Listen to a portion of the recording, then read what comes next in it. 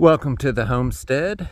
Today I'm going to show you some quick tips on a Badboy 4025H backhoe with the BBH 400. One thing I learned after breaking this hose many times, I would gouge it here on stumps or debris in the ground.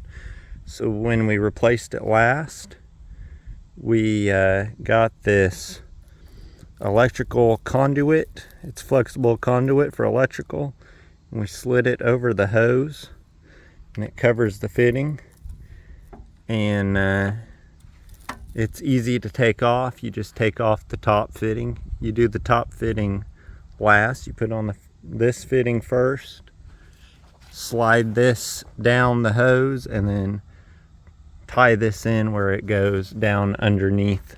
It's all the way up underneath in this control panel.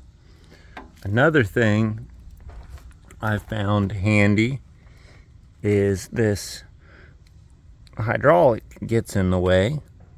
So we pull it up and we put it inside there. And you just gotta be careful not to move this.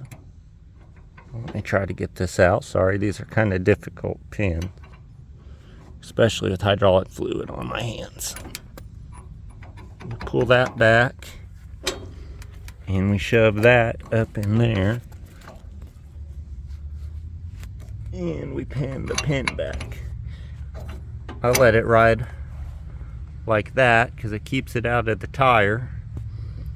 It gives you enough room here. This isn't on the ground dragging, and you don't got to worry about hanging it as bad.